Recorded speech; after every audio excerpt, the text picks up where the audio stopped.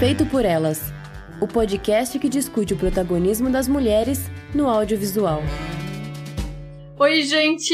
Eu sou Isabel Wittmann. E eu sou Carissa Vieira. E antes do nosso programa, eu queria agradecer as nossas madrinhas Carolina Roncone, Letícia Santinon, Lorena Luz, Isadora Oliveira Prata e o nosso madrinho Thiago Maia. O Feito por Elas, como vocês sabem, é um podcast independente. A gente doa as nossas horas de trabalho para produzir o conteúdo para você que nos ouve, mas a gente ainda tem gastos como servidor, equipamento, hospedagem, edição, entre outras coisas, né? Então, se você puder colaborar com o nosso trabalho, acesse o padrim.com.br, o catarse.me ou o patreon.com, todos eles /feito por elas, e lá a gente tem categorias de vários valores, tem várias contrapartidas diferentes também, e enfim, a gente sabe que as coisas não tão fáceis pra ninguém, então a gente também sempre gosta de lembrar que também nos ajuda muito se você divulgar o nosso podcast, né? Então é outra forma de colaborar com o Feito por Elas. E lembrando também que o nosso Troféu Alice, o nosso prêmio de melhores do ano, já tá com link disponível para votação da audiência, então o link vai ficar lá na postagem para quem quiser participar da votação dos melhores do ano, dos melhores trabalhos de mulheres no cinema desse ano. E, bom, vocês já perceberam, né, que no nosso programa de hoje a gente tem a presença da nossa convidada especial, a Carissa Vieira, que tá voltando aqui depois de ter participado do programa sobre o Nunca, Raramente, Às Vezes Sempre, que foi um programa, inclusive, que foi um sucesso. A Carissa é roteirista, tem canal de YouTube, é uma das criadoras do podcast Biscoiteiras, criadoras e apresentadoras, né? E tem um conteúdo maravilhoso no Instagram, então Carissa, bem-vinda ao nosso programa. Obrigada por ter aceitado participar dessa gravação, que a gente no final ficou 2h30 conversando antes de gravar, né? Ai, eu que agradeço pelo convite, é um prazer voltar aqui no Feito por Elas e é sempre muito legal conversar contigo. A prova é que a gente ficou esse tempo todo falando, conversando antes de apertar o REC. Ai, gente, mas uma hora esse programa tem que sair, né? E eu vou deixar todos os links dos projetos, enfim, dos trabalhos da Carissa no nosso post, para quem ainda não segue, começar a acompanhar, porque vale muito a pena. E o nosso programa de hoje é sobre o filme Filhas do Pó, Daughters of Dust, no título original, né? Escrito e dirigido pela Julie Dash. Esse filme ele foi rodado em 89 e ele estreou nos Estados Unidos em 27 de dezembro de 91, na finaleira ali do ano. Então ele mês que vem tá completando 30 anos. Esse foi o primeiro filme dirigido por uma mulher negra a ter distribuição nos cinemas dos Estados Unidos, né? Então a gente vê que, apesar da situação no Brasil ser péssima, ainda nos Estados Unidos foi pior, porque 7 anos antes a gente teve no Brasil, né, o primeiro filme dirigido por uma mulher negra, que foi o Amor Maldito, da Adélia Sampaio. E eu fiquei pensando sobre essa coisa, né, de 1991, quando a Alice Guy, que é a primeira mulher cineasta da história, que era branca, né, já fazia filmes em 1896, né, então foi 95 anos de diferença entre a primeira cineasta e a primeira cineasta negra nos Estados Unidos, né? Eu acho que esse intervalo, quase um século aí de diferença, é muito significativo, né? Então, eu acho que diz muito sobre como o cinema ele é complicado para mulheres, mas mais especificamente para mulheres negras, né? Uhum. A gente é um grupo que tem uma das maiores dificuldades para conseguir produzir e assim, eu sei que a gente vai falar de um filme americano, mas a Adélia Sampaio, ela fez o filme dela e quantos anos demorou para que outra mulher negra conseguisse fazer um filme aqui no Brasil, sabe? Então eu acho que isso é sintomático da estrutura racista que a gente vive, então é muito triste. Sim, nossa, e isso que tu falou de quantos anos depois da Adélia Sampaio, a Adélia Sampaio lançou em 84, e o filme seguinte a ter lançamento no cinema, dirigido por uma mulher negra, foi O Caso do Homem Errado, em 2017, aqui no Brasil, né? Então a gente já vê que, apesar de a gente ter tido esse marco primeiro, não foi algo que teve uma continuidade posterior, né? Como que é complicado.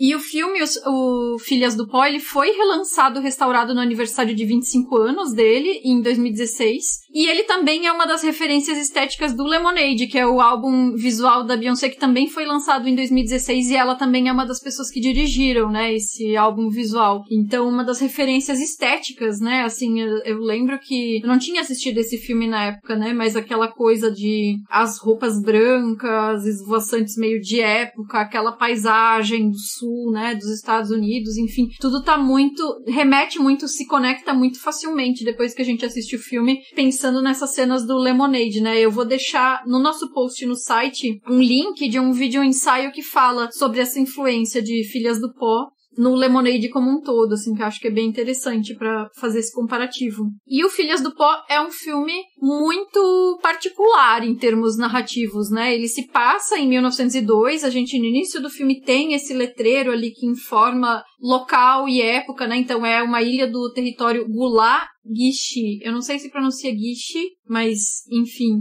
eu fui googlear, né, sobre esse território, e é um território que ele pega... Obrigada, Wikipédia.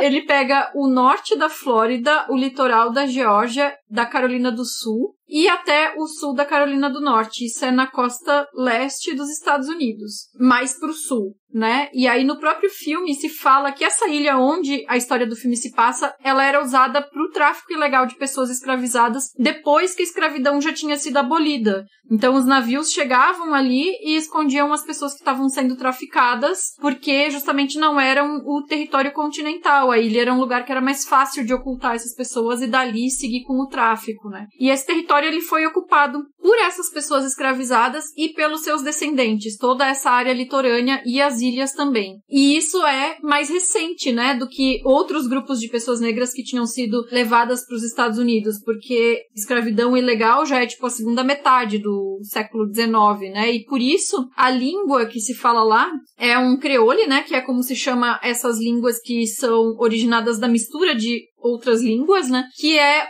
derivada de alguns idiomas africanos e alguns idiomas europeus.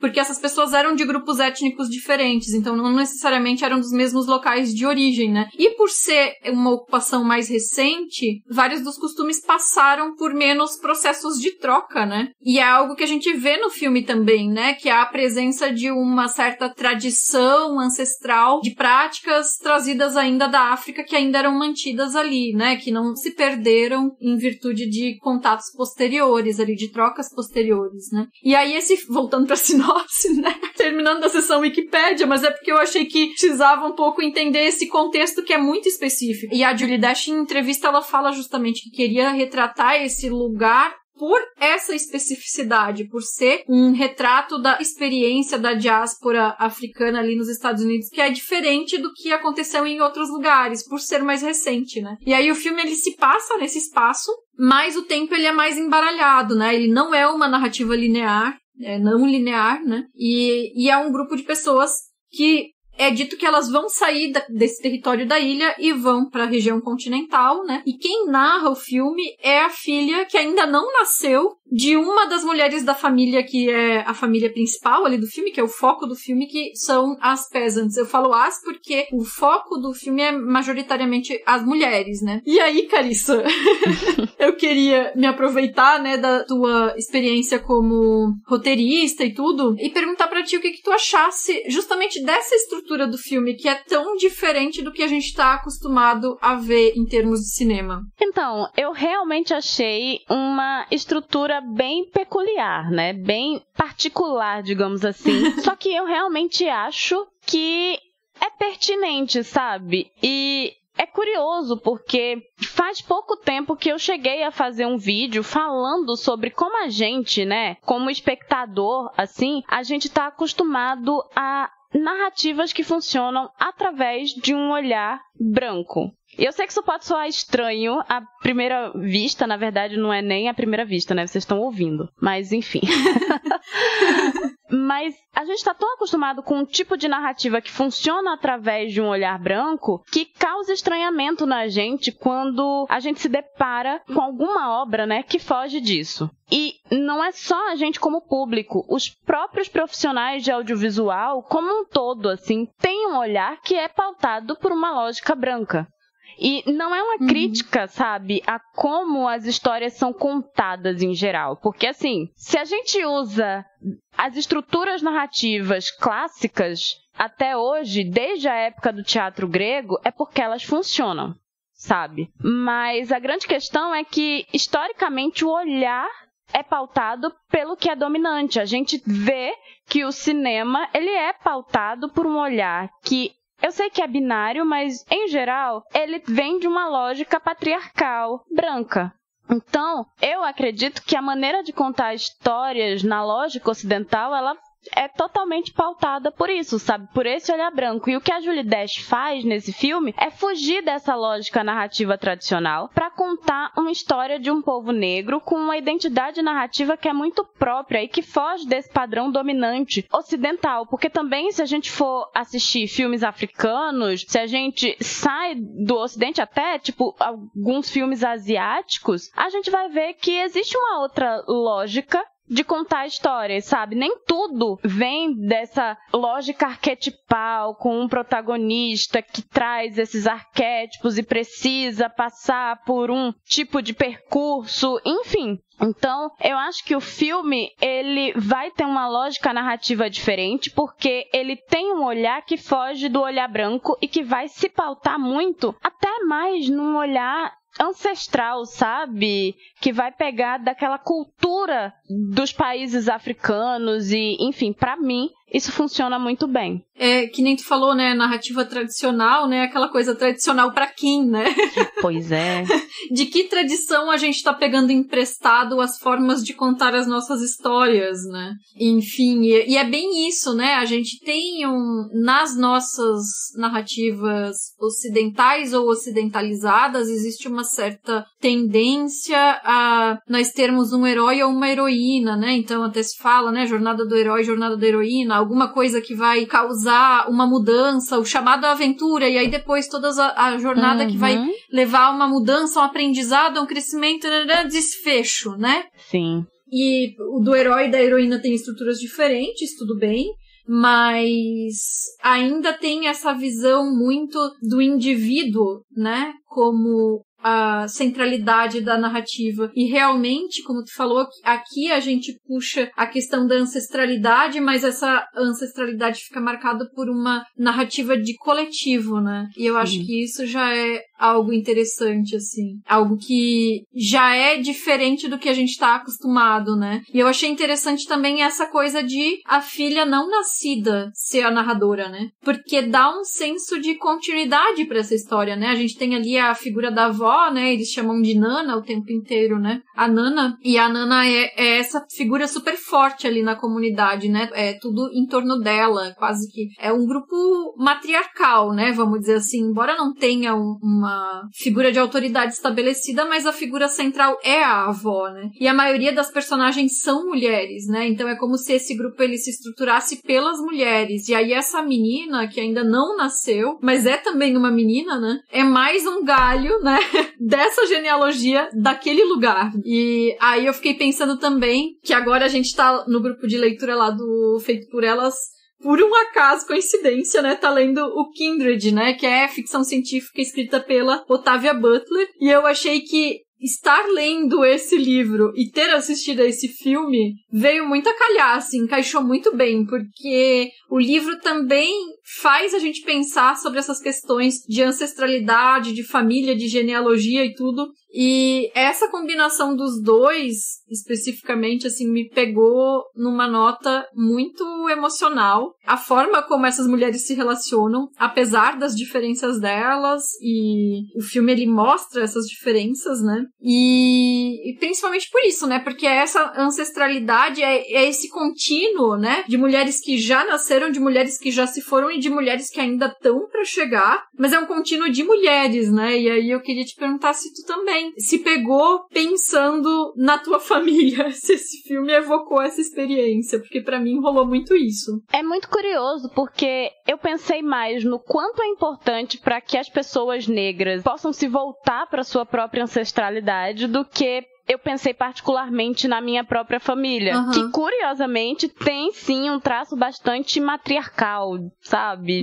Podemos dizer assim, são mulheres que tomam conta da família. Eu venho de uma lógica de mulheres muito fortes, que são as figuras mais dominantes no meu cenário familiar, sabe? Só que é isso, mais do que pensar nelas, eu me peguei pensando muito na forma como a ancestralidade é uma questão que pesa em quem é negro. Num sentido bem histórico, sabe? Porque essa parte da nossa história, infelizmente, foi muito apagada da gente. É muito difícil saber de onde vieram os nossos ancestrais. Pensando, inclusive, no Brasil, sabe? Eu sei que nos Estados Unidos isso também acontece, mas, assim, pensando na lógica brasileira, os nossos ancestrais, eles foram escravizados e isso foi simplesmente apagado da nossa árvore genealógica. Tá, eu sou uma mulher negra, mas qual país, sabe, os meus ancestrais vieram? São países diferentes, com culturas diferentes, e as pessoas negras da minha linhagem não puderam nem ter contato com essa cultura. Porque, escravos que vieram da África. A África é um continente. Exatamente. Com uma história riquíssima.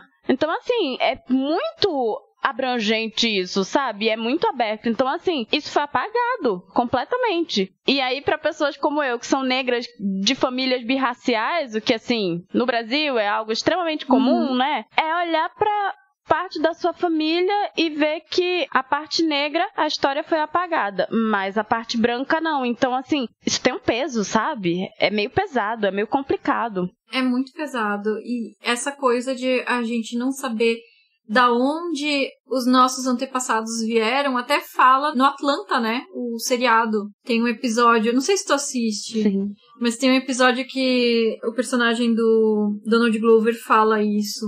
Agora eu não tenho certeza se é o personagem do Donald Glover ou uma outra personagem, mas enfim, é bem isso, assim, é pesado e, enfim, essa também é uma situação da minha família, que eu não costumo comentar muito aqui no programa, mas minha família também é uma família birracial, né? Então, meu pai é branco e minha mãe não. A questão é que eu sou entendida como uma mulher branca, né? Então, esse apagamento da família da minha mãe é duplo, assim, né? Se as pessoas não conhecem a minha família, deduzem que meus pais são brancos, né? Então, um apagamento do lado da minha mãe e o apagamento da história, né? Porque na família do meu pai, as pessoas têm lá a árvore genealógica até não sei que ano lá, 1800 e bolinha, 1700 e bolinha, e segue acompanhando, tipo, os primos que ainda estão na Alemanha e blá blá blá. E da família da minha mãe, o que a gente sabe, né? A gente sabe de causos, né? De histórias do passado, assim, né? Enfim, mas essa coisa de mulheres fortes, né? Então eu cresci nessa família que nós éramos em 5 gerações de mulheres. Então era eu, minha mãe, minha avó, minha bisa e minha tata. E a minha tata, ela faleceu quando eu tinha 15 anos e a minha bisa quando eu tinha 30, mas eu cresci com a presença delas muito forte, assim, né? E é muito complexa. A gente estava falando em off, né, antes da gravação, essas relações, né, étnico-raciais, familiares no Brasil, nas famílias que lidam com uma multiplicidade étnica, né, e, enfim, todas as dinâmicas de poder e de apagamentos e de negociações que estão implícitos ali, né, e implícitos e explícitos, há que se dizer, né. Sim. E, cara, eu acho, sei lá, eu tenho uma dificuldade de abordar essas questões porque eu vivo e vivencio o racismo na minha família, mas não é a minha vivência, né? São as vivências de outras pessoas, das outras mulheres da minha família, né? Da minha mãe e da minha avó hoje, né? Agora que a minha tata e a minha bisa não estão mais com a gente. Enfim. Eu acho que é meio difícil, né? Ver esse filme e principalmente vindo desse lugar, né? Que o Brasil abarca, né, onde a maioria das famílias não é uma coisa só. A gente tem as relações étnico-raciais no Brasil, elas são complexas. Então é difícil ver esse filme e não se pegar pensando nessas questões, né? Com certeza são, em alguma medida, mais complexas do que as que existem e são retratadas nos Estados Unidos, justamente porque lá essas coisas são muito mais segregadas ainda até hoje, né? Sim. Então, complexifica a nossa realidade, né? E todas essas camadas de negociações que a gente tem. E tem uma coisa no filme que não é só da ancestralidade propriamente dita, do parentesco e tal, mas do lugar, né? Porque as mulheres que estão retratadas ali, elas têm um pertencimento àquele lugar, né? E a forma como a Julie Dash retrata aquele lugar de uma maneira tão bonita e tão poética. Então a gente tem ali a vegetação litorânea, a praia, as árvores, né? É lindíssima a forma como ela retrata aquelas árvores, gente, são árvores. E parece que tudo, na forma como ela captura esses detalhes da geografia do lugar, ajudam a reforçar esse senso de pertencimento ali. E aí, o idioma também, né? O filme mostra um pouco, né, do creole e, enfim, a gente percebe, né, a forma como as frases são construídas, a língua, enfim, é diferente do que o inglês normativo, vamos dizer assim, né? E levando em conta que o tempo tá se misturando ali, né, faz parecer, pra mim, pareceu, assim, ainda mais poético as imagens, assim. Porque as mulheres ali, a forma como elas constroem as frases quando elas estão falando, às vezes parece que elas estão declamando um poema mesmo, literalmente, né? E aí fica parecendo como se fosse, não sei, assim, é uma performance ao mesmo tempo. É uma mistura de passado, presente e futuro nessa performatividade artística, mas que não é uma performance, porque aquilo ali é o normal, né? Aquilo ali é a vivência daquelas personagens e a forma de se portar das personagens e a forma de falar das personagens, né? Então é muito bonito isso. Eu acho que é exatamente isso. Eu acho que você traz um termo muito interessante, a coisa da performance, porque eu acho que naquele lugar existe uma temporalidade muito única e muito diferente, mas não só a temporalidade. Eu acho que a forma como eles se portam na vida é diferente da maneira como as nossas relações hoje em dia e, enfim, no nosso contexto social, elas funcionam. Então, não é uma performance no sentido de algo artístico, mas querendo ou não, a gente sempre tá performando alguma coisa no mundo, né? Então eu acho que é nesse sentido, assim, eles se portam de uma maneira diferente, eles falam de uma maneira diferente, e eu acho que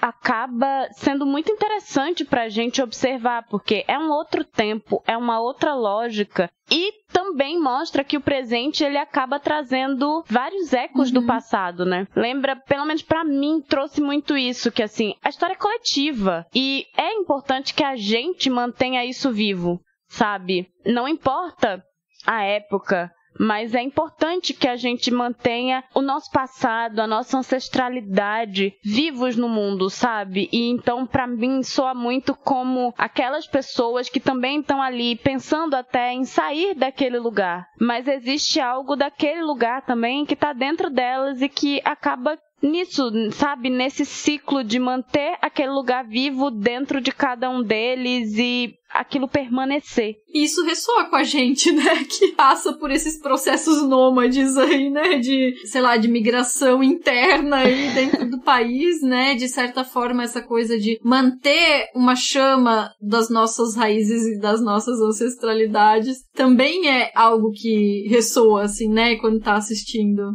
Nossa, demais, né? E isso é algo que, assim, eu e você, a gente pode falar com uma certa propriedade, não é mesmo? Os deslocamentos geográficos aí. Alguns. E é isso, a gente não tem nenhum deslocamento só, né? Porque, assim, eu já morei em outros lugares e você também, então, assim, Mas é engraçado, eu vou fugir do assunto aqui, tá? Mas, assim, filmes que falam sobre migração e tal, costumam me emocionar, porque eu consigo facilmente me colocar naquele lugar, sabe? Então, eu acho que quando a gente se muda muitas vezes, e como é o nosso caso para estados diferentes, né? A gente começa a realmente diferenciar o que são as coisas que a gente leva com a gente, literal e metaforicamente, né? Tipo, quais são as coisas que a gente vai querer encaixotar pra levar junto, o que vale a pena fazer, né? Por várias questões de logística e custos, né? Mas também o que a gente leva com a gente dentro, né? Aí eu vou ser cafona, tipo, no coração, sabe? É cafona, mas é realista. Porque é isso, né? Porque alguma coisa da onde a gente veio e da onde a gente já passou, a gente sempre continua levando junto, né? E é meio que isso, assim, esse processo de filtragem, né? De escolher quais vão ser essas coisas. Nossa, assim, é muito engraçado porque você falou até da coisa de tipo, os filmes que falam disso, e eu acho que não são apenas os filmes, assim, me toca muito obras artísticas em geral, sabe, sobre o tema. Eu lembro de ver, sei lá, até ir em museus, sabe, e ver alguma coisa que retrata esse tipo de situação, sempre acaba batendo em mim porque me lembra das minhas próprias experiências e de como existem afetos e memórias e, enfim, são muitas coisas, né, que mexem com a gente quando a gente sai do nosso lugar e cria uma vida em outro lugar. Só que existem lógicas de pertencimento e não pertencimento. Existem saudades que sempre ficam. Então, assim, são muitas questões. Tem essa coisa, né, de que essas mulheres da família Pesant ali estão ali há algumas décadas. Então, aquele lugar elas têm um vínculo com aquele lugar, né? Mas existe a decisão de sair dali para ir pro continente, né? Sair da ilha para ir pro continente. E eu acho que toda decisão de ir para um outro lugar, por mais que tu tenha um vínculo com o lugar inicial, e não digo nem de origem, porque às vezes já não é o de origem, né, mas é um lugar de passagem aonde se estabeleceu, mas essa mudança ela se faz em busca de algo melhor, né? Tipo, de uma vida melhor ou de alguma coisa que vai ter lá no novo destino, né? E aí eu acho que é isso que talvez facilite essa identificação com esses filmes também, não só pela reflexão, assim, do nosso senso de pertencimento, mas também porque a gente pensa o que se busca quando se vai para outro lugar, né? Sim. Isso é muito real, né? Eu acabei viajando, assim, pensando nas idas e nas coisas que a gente faz exatamente nessa busca por algo, né? E no filme tem uma personagem que faz o contrário, né? Ela anos atrás tinha saído, né? E agora ela retorna ali pra ilha, né? É a Yellow Mary, eles chamam ela assim, né? E é uma mulher da família, né? E eu fiquei pensando nesse retorno dela porque visualmente é um impacto, né? Ela tá lá chegando de barco, aí ela tá com um vestido branco. Tem um detalhe no busto do vestido que é umas tirinhas de tecido trançado, a coisa mais linda. Tem um camafeu na gola. Aí o chapéu de aba larga, né? E aí ela tem aquele véu imenso. No início a gente não vê o rosto dela. Demora pra gente ver o rosto dela pela primeira vez. E eu fiquei, meu Deus, assim, né? Que imagem, né? Que o filme tá... Ali a Julie Dash tá construindo pra gente, né? E o filme é cheio desses momentos que eu fiquei, assim, sem ar com a beleza das composições, né? Então, coisinhas que parecem bestas, assim, detalhes, tipo...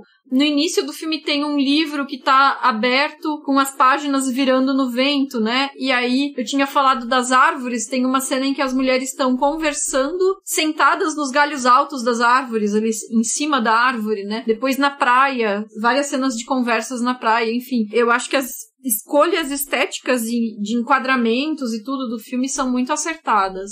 Eu acho um filme visualmente muito poético, sabe? Que, assim, eu acho que o texto ele também traz muito disso, mas eu acho que a forma como ela escolhe filmar, sabe? Em alguns momentos, a maneira como ela filma aquelas mulheres junto ao mar, assim, na areia da praia. A cena que você fala, né, da Yellow Mary chegando, aquele barquinho com... É uma composição mesmo, assim, que tem hora que parece, inclusive, uma pintura também, né? Me soa como poesia visual e, ao mesmo tempo, assim, é tudo muito bonito, mas me passa muitas sensações, sabe? E me faz ir pra lugares completamente distintos também do que o lugar que a gente tá vendo. É muito interessante. É bem sensorial, né? Pra quem estiver ouvindo o podcast, talvez esteja pensando que a gente não tá discutindo, por exemplo, pontos da trama, né? Mas é porque eu acho que, como a gente falou dessa narrativa não linear, em que o tempo e o espaço parecem se perder um pouco, eu acho que não é tão interessante essas questões sobre os pontos da trama, assim, é muito mais esse sensorial que o filme consegue transmitir pra gente, né? E aí tem a trilha sonora também, né? Que eu fiquei primeiro pensando, ela tem uns sintetizadores bem, tipo, passagem dos anos 80 pros 90 mesmo, né? Sim. É totalmente anacrônica, mas eu acho que ela combina com as cenas aonde essas músicas aparecem.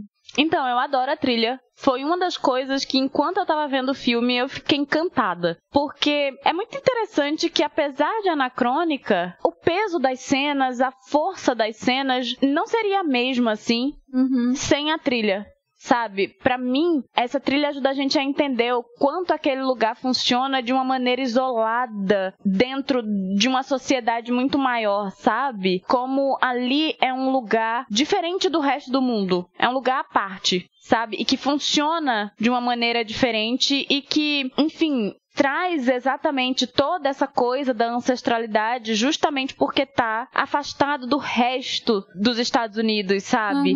E aí, assim, eu acho que a música, ela ajuda demais a criar essa temporalidade e que muitas vezes parece meio etérea, sabe? E é isso, você falou que é um filme muito sensorial e eu acho que é exatamente isso. A trama em si não é o mais importante, é o que você vai tirar daquela experiência que você tá passando.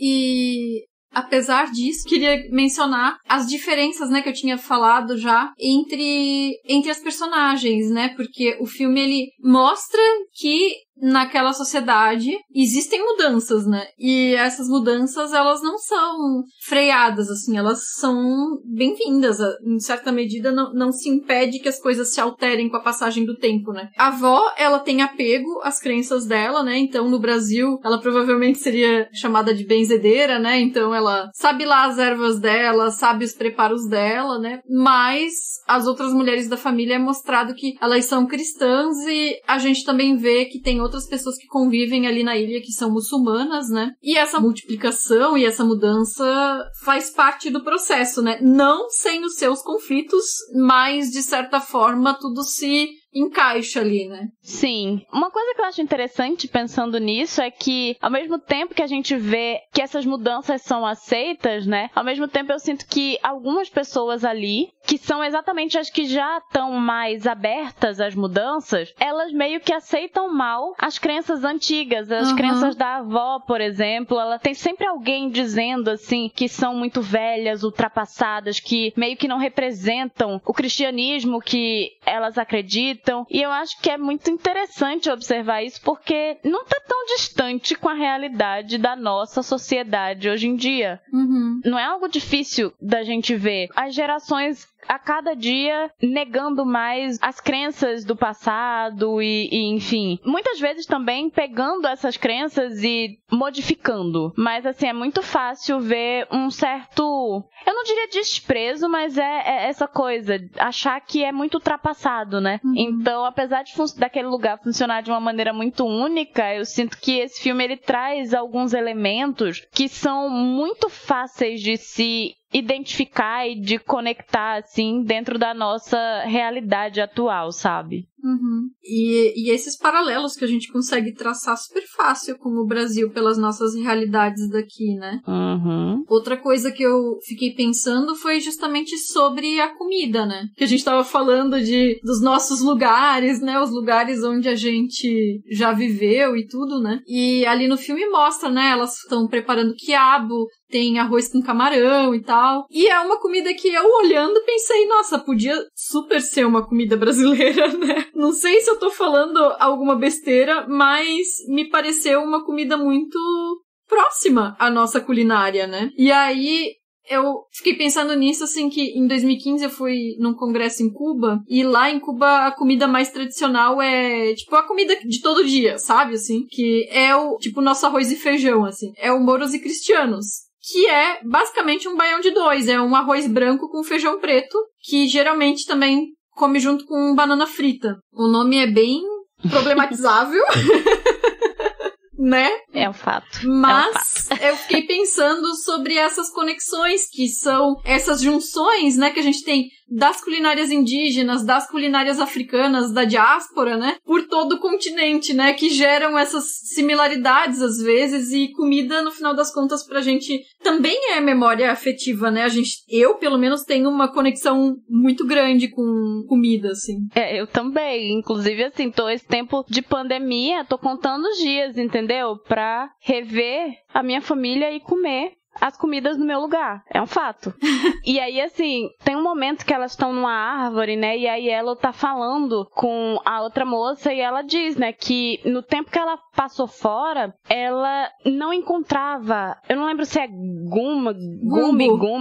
gumbo. Eu sempre esqueço o nome dessa comida, que é muito característica, inclusive, né? E aí ela diz que não comeu esse prato. Ela até achava uma vez ou outra, mas ele não vinha com todos os ingredientes e não era tão bom. E ela tinha saudade dessa comida e ela estava empolgada por finalmente voltar a comer essa comida lá, né? Junto com o povo dela. E aí eu pensei muito em mim, em como desde que saí de Recife, é uma das coisas que eu sinto muita falta, da comida. E mesmo quando eu encontro, porque assim, não é tão difícil de encontrar algumas coisas, mas não é tudo. Inclusive, assim, nossa, encontrar bolo de rolo que preste nessa cidade é muito difícil, gente. É muito difícil, entendeu? Mas quando eu encontro as comidas lá, aqui, tipo um queijo coalho, qualquer coisa do tipo, nunca é bom igual ao que eu encontro lá pelo meu lugar, gente. Nunca é igual. E eu atesto isso, entendeu? Eu já fiz muitas pessoas provarem as comidas de lá, feitas lá, e aqui em São Paulo, e não é igual. Então, pra mim, comida é muito afetivo mesmo, e diz muito, sabe, de um povo, e, enfim, traz uma conexão muito forte, eu acho, também, com as nossas próprias raízes, né? E pelo amor de Deus, né? Rocambole não é bolo de rolo. Não, gente, tá... Ai, olha, isso é ofensivo, gente. Só quem nunca comeu um bolo de rolo pra dizer um negócio desse. Me sinto pessoalmente ofendida, sabe? Entendo. Não, cara, comida precisa ser respeitada, as tradições culinárias. Eu não sou uma pessoa tradicionalista, mas comida precisa.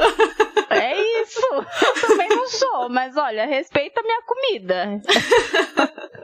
Ai, gente. Bom, eu tava lendo também uma entrevista da Julie Dash pro MUBI, né? E algumas coisas me chamaram a atenção nessa entrevista, né? A primeira delas é que ela falou que muito do cinema dirigido por pessoas negras é produzido por pessoas brancas. E aí isso puxa um pouco o que tu falou lá na abertura, né? Dos olhares que a gente tá acostumado a ter, principalmente no processo industrial, aí aqui especificamente o cinema estadunidense, né? E que isso afeta a narrativa, afeta o recorte, afeta o discurso, afeta tudo, né? Enfim.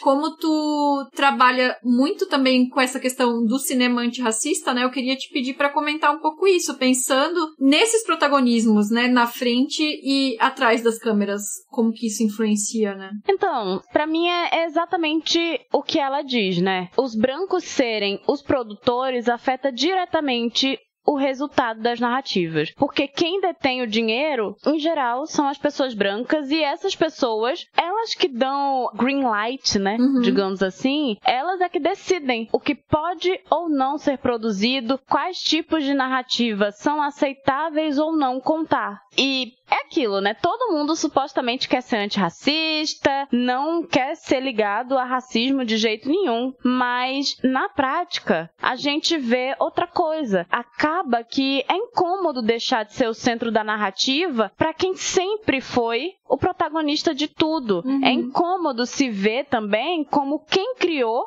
o racismo e permanece mantendo o problema. Então, muitas vezes, pessoas negras, quando vão fazer filmes, eles querem contar suas próprias histórias. Faz sentido, né? Por favor, faz sentido. Por que que eu vou fazer um filme e vou contar a história de um homem branco? Não faz o menor sentido pra mim, sendo uma mulher negra. Então, assim, pessoas negras querem mostrar suas próprias histórias. E não querem colocar, em geral, claro, pessoas brancas como foco. E muitas vezes querem denunciar as violências que sofrem dessas pessoas brancas. E aí nem todo mundo quer financiar esses filmes, porque é mais confortável financiar filmes com pessoas negras na frente e atrás das câmeras que contam histórias onde brancos que salvam o dia, né? Você acaba não saindo do seu lugar de protagonismo quando você salva as pessoas negras. Ou até mesmo, assim, a gente vê narrativas onde pessoas negras são massacradas em tela por conta do racismo que é muito grande, só que no final, todo esse massacre passa a ideia de, tá vendo? A maioria dos brancos não são racistas porque eles não são pessoas que estão matando pessoas negras nem xingando negros diariamente, assim. Então, porque é isso, muita gente gosta de dizer que o massacre de corpos negros ficou lá com a Ku Klux Klan, mas na verdade, pessoas negras estão morrendo o tempo inteiro, sabe? Então é confortável não financiar filmes que te fazem olhar para sua própria culpa, né? Então o cinema ele vem perpetuando estereótipos racistas faz muito tempo e a gente só começa a ver uma diferença maior na maneira como os negros eles são tratados nas telas com filmes que pessoas negras elas estão diretamente envolvidas na produção.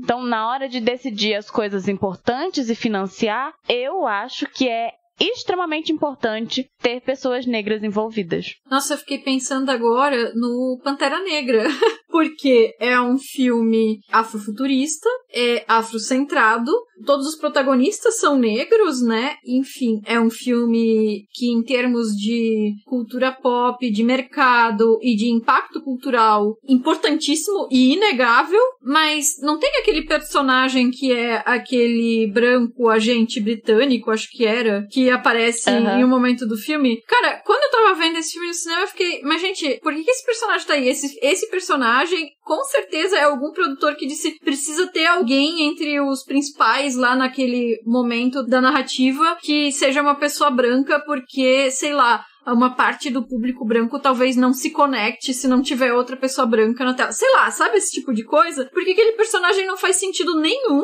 a não ser pra ter justamente um foco de branquitude dentro daquele filme. Sim, pessoas brancas, muitos produtores brancos, eles acham que é preciso ter sempre personagens brancos dentro dos seus filmes, porque senão pessoas brancas não vão se conectar. Porque assim, eu como negra pude passar minha vida inteira vendo filmes que só tem pessoas brancas. Mas o contrário não pode existir, entendeu? Porque o mundo, ele tem sempre que funcionar através de uma lógica branca, sabe? É um absurdo, gente. Acaba sendo uma coisa meio agridoce, né? Porque parece que como se estivesse fazendo uma concessão, assim, né? No caso de um grande filme de estúdio como esse, né? Sim. Enfim, e sobre essa questão das produções, né? A Julie Dash, lá no MUBI, ela diz que com a Ava DuVernay isso tá mudando, né? E ela cita especificamente a Ava DuVernay como esse ponto de virada da indústria estadunidense. Tipo, é isso, sabe? Essa mulher é isso. E aí, eu fiquei pensando sobre essa importância que é o chegar lá, né? Como que abre portas, né? Porque a Ava, ela começou ali como cineasta que ganhou uns prêmios no Festival de Sundance, então eram uns filmes pequenos, uns filmes independentes, mas aí ela fez um drama histórico, né? E chegou no Oscar, né? Que foi o Selma, né? E aí, ela fez o primeiro filme com um orçamento de mais de 200 milhões de dólares, dirigido por uma mulher negra, que é Uma Dobra no Tempo, que é da Disney, né? E hoje ela tá aí, continua dirigindo, mas talvez, não que seja mais importante, mas o diferencial, ela tá produzindo muito, né? E ela tá contratando basicamente só mulheres cineastas, e essas mulheres majoritariamente são mulheres negras, mulheres asiáticas e mulheres latinas, né? E a própria Julie Dash já dirigiu alguns episódios de Queen Sugar, que é uma série que a Ava produz, né? E eu fiquei pensando no Jordan Peele também, né? Ela não citou, e claro, nosso foco aqui específico seriam as mulheres, mas o Jordan Peele também tem rolado isso, né, de produzir os trabalhos de outras pessoas negras, né, na direção. E aí eu queria te perguntar se tu vê isso com otimismo, assim, essa mudança que a Julie Dash aponta. eu vejo com otimismo, apesar de ainda achar que é um caminho bem longo o que a gente tem pra percorrer. E aí, eu acho interessante citar os dois, tanto a Eva quanto o Jordan Peele. Porque, apesar do Peele ser um homem, eu acho que ele tem feito coisas interessantes para as mulheres negras. Pensando primeiro na Eva, né, assim, ela realmente, basicamente, só contrata mulheres e mulheres racializadas, né? E eu acho que... Eu sei que é clichê citar a coisa da Angela Davis, mas sabe aquela história de quando uma mulher negra, ela ascende socialmente, ela muda a pirâmide junto com ela, sabe? Então, eu acho que faz diferença, sim, ser a Eva, que foi uma das primeiras e que é quem, de fato, tá fazendo uma diferença dentro da indústria. E a diferença que ela faz ao contratar, basicamente, mulheres, sabe? Porque são as mulheres que, em geral, possuem mais dificuldade. Mulheres negras possuem muita dificuldade de conseguir espaço dentro do audiovisual. E aí, falando do Peele, ele tem se envolvido, ele já disse, né, que ele vai continuar colocando protagonistas negros nos filmes dele, que ele não tem interesse em focar em pessoas brancas, e faz todo sentido. Mas ele, como produtor, tem colocado mulheres negras nos seus projetos.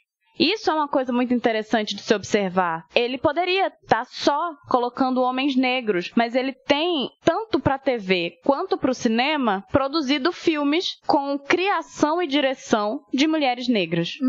Então, ele está usando o nome dele para ajudar criadoras, assim, que sem o dinheiro dele, sabe, sem a influência dele, não teriam como alcançar determinados locais. E é muito interessante porque, no caso dele, inclusive, ele tem, enfim, por exemplo, o Candyman, da Nia da Costa, é um blockbuster, é uma grande distribuidora, sabe? Não é só filme independente, ele tem também ajudado a levar essas mulheres para grandes emissoras, grandes produtoras. Então, assim, é importante, sabe, ter pessoas como a Ava DuVernay e o Jordan Peele para poder ajudar outras mulheres negras a ascender na carreira, sabe? Então, essas pessoas estão ajudando a abrir portas para outras mulheres negras, que eu acredito que vão ajudar a abrir outras portas para outras mulheres negras.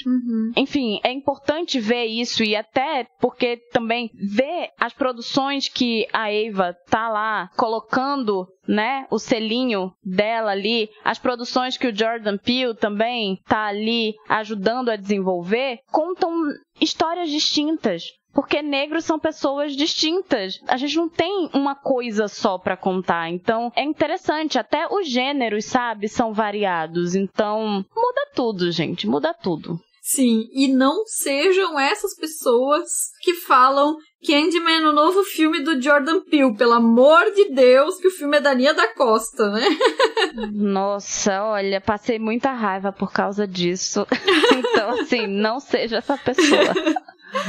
E, por fim, né, tu falou que são filmes variados, né, e isso casa com a última coisa que eu tinha puxado aqui dessa entrevista da Julie Dash pro MUBI, né, que é sobre os nichos da indústria, né. Ela falou assim, aí eu vou abrir aspas. Por que eu fiz Filhas do Pó? Eu deveria ser essa mãe terra que só faz dramas históricos com vestidos rodopiantes. E tipo, não, eu sou uma cineasta, tolo. Eu quero fazer ficção científica. Eu escrevo faroestes. Eu escrevo histórias.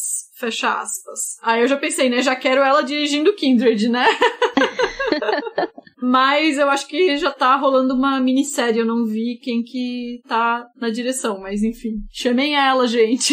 Mas é foda, né? Porque acontece de, tipo, nicharem ela duplamente, né? Primeiro por ela ter feito um filme histórico, um drama histórico, daí acham que ela vai passar a vida fazendo filmes de dramas de época, né? E a questão étnico-racial e de gênero, né? Que então, por ela ser uma mulher negra, ela obrigatoriamente vai ter que falar sobre experiências de mulheres negras nas histórias. E eu acho que talvez talvez os contadores de história, por mais que queiram falar sobre histórias que conversem consigo mesmos também, né, que ressoem com as suas experiências, mas que nem ela falou, quero fazer faroeste, quero fazer ficção científica, e vai ser um faroeste, uma ficção científica, sob o ponto de vista dela enquanto mulher negra, né, com todas as particularidades que ela quiser, né, então, como que limita tentar colocar um contador de história dentro dessas caixinhas específicas, ainda mais tomando como ponto de partida só essa obra inicial dela, né, tudo que poderia ser feito depois, né, e aí, pelo que eu vi, a filmografia posterior dela, justamente teve muitos filmes feitos pra TV, né, e não pro cinema, essa dificuldade que tu falou, né, e tem muito drama histórico, provavelmente abordam ela pra fazer esses dramas históricos, né, então eu espero que ela ainda consiga, vai que a Ava aí dá um jeitinho, né, fazer esses sci-fis, fazer os faroestes que ela tá querendo fazer, né.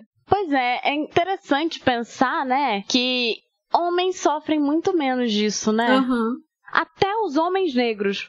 Assim, não tô querendo dizer que a experiência negra dos homens é super legal. Não é isso. É que é uma indústria que é racista e misógina. Então, a mulher, ela sofre duplamente, né? Ela acaba sendo, além dessa coisa que você falou, né? Dela tem toda a questão étnico-racial, ainda encaixam ela naquela caixinha, botam ela na caixinha de mulher que faz dramas históricos. E é a única coisa que ela pode fazer pelo resto da vida dela. E é isso, homens sofrem menos com relação a isso, assim. Eles têm mais liberdade de fazer o tipo de filme que eles quiserem fazer. Uhum. É isso. Se for um homem branco, com toda certeza sofre menos ainda. Ele, inclusive, pode fracassar na bilheteria, fracassar no filme, e ele vai conseguir um grande orçamento pra fazer um outro filme. Com certeza. Né? Uhum. É isso. A gente sabe aí de pesquisas, de dados e tal, que, enfim, homens cineastas conseguem muito mais facilmente e com mais velocidade produzirem um segundo filme, né? E isso é uma dificuldade das mulheres cineastas, né? Depois de um primeiro filme de sucesso, conseguir fazer o segundo filme, porque aí você pensa, né? Depois de um sucesso, a coisa vai ser mais fácil, né? Mas não necessariamente, né? E o quanto que quando um homem cineasta, e como tu falou especificamente um homem branco cineasta, né? Quando consegue fazer um filme independente, um filme de pequeno orçamento, de muito sucesso, rapidamente é chamado pra fazer filme de franquia, né? Das mais diversas franquias que estão rolando aí, né? Que hoje em dia todas são da Disney, mas tudo bem. Mas hoje já tá acontecendo, né? Agora tá nos cinemas o Imortais da Chloe Zhao, né? Então isso já tá acontecendo com algumas mulheres, e veja só, mulheres que não são brancas. No caso da mulher, especificamente a Chloe Zhao, que não é branca, né? Mas ainda é algo isolado, né? Ainda é a exceção da regra, né? Então, realmente é uma dificuldade, né? Quando a gente intersecciona esses dados, né, de gênero e os dados de raça e etnia, fica muito mais complexo a gente pensar em termos de o que é produzido e como é produzido, né? Sim. É complicado. E com essas palavras talvez não muito esperançosas, a gente finaliza esse programa desejando que Julie Dash ainda tenha aí pela frente uma longa carreira e que ela possa realmente realizar os seus sci-fis e os seus faroestes, até porque eu quero assistir esses filmes, gente. Eu também. Carissa, muito obrigada pela tua participação. Foi ótimo ter conversado contigo. Obrigada por ter topado de novo, né? Participar do nosso programa. Que isso, o prazer foi meu. De verdade, obrigada pelo convite. Imagina. É sempre muito legal conversar contigo. Ai, valeu demais. A recíproca é completamente verdadeira. Bom, gente, e os links e as referências dos filmes, enfim, das obras que foram citadas aqui no nosso programa de hoje vão ficar listadas lá no post no nosso site, e mandem comentários para o nosso e-mail contato@feitoporelas.com.br ou lá no site também, no feitoporelas.com.br. Avalie o nosso podcast no Apple Podcasts ou no aplicativo da sua preferência. E, claro, né, sempre lembrando que além do site e do feed, nos aplicativos de podcasts, o nosso programa também está disponível em todas as plataformas e também no YouTube. Siga a gente nas nossas redes sociais, Twitter, Instagram, Letterboxd, é só procurar por Feito por Elas. Nós temos um grupo no Telegram que é conhecido como o melhor lugar da internet. A Carissa, inclusive, também está lá. Então, entre no nosso grupo para bater um papo com a gente. O link também está lá no nosso site. E o nosso próximo programa vai ser sobre Senhoritas em Uniforme, um filme de 31, que está completando esse ano, então, 90 anos, dirigido pela Leontine Segan, que é considerado o primeiro filme com protagonistas mulheres que se relacionam com mulheres. E ele está completo e legendado no canal Clássicos de Mulheres do Cinema. E, inclusive, fica a recomendação para quem não conhece ainda esse canal lá no YouTube, dá uma olhada, que eles têm um acervo fenomenal. E obrigada pela audiência e até o próximo programa. Tchau! Pesquisa, pauta e roteiro, Isabel Wittmann e Carissa Vieira. Produção, Isabel Wittmann. Edição, Domênica Mendes. Arte da capa, Amanda Menezes. Vinheta de abertura composta por Felipe Aires e locução da vinheta, Débora Garcia.